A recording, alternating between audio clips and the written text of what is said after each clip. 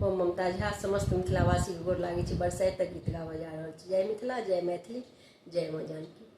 बरसाइत पूजब हम यौ सजना, किन आइन दिया लहठी कंगना। बरसाइत पूजब हम यौ सजना, किन आइन दिया लहठी कंगना। किन आइन दिया लहठी कंगना।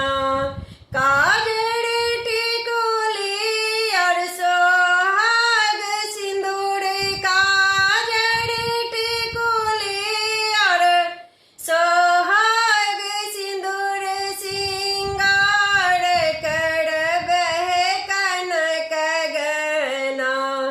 सिंगार करबह कनक गहना। बरसाइत पूजब हम यौ सजना, किन आइन दिया लहठी कंगना। किन आइन दिया लहठी कंगना। बट वृक्ष विशाल मंदिर प्रांगण, बट वृक्ष विशाल मंदिर प्रांगण। नेहक जोड़ी के देवई बंधन, नेहक जोड़ी के देवई बंधन। शीतल करबई डोलाई बेना, शीतल करबई डोलाई बेना। किन आइन दिया लहठी कंगना। किन आइन दिया लहठी कंगना।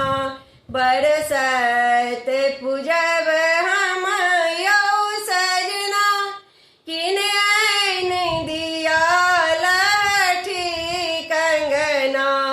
बांगे सिर हाथ धरब साजी, बांगे सिर हाथ धरब साजी। सखियन संग बटगबनी गावी, सखियन संग बटगबनी गावी। छाता तानब चलते अंगना, छाता तानब चलते अंगना। किन आइन दिया लहठी कंगना। किन आइन दिया लहठी कंगना। बरसाइत पूजब हम यौ सजना, किन आइन दिया लहठी कंगना।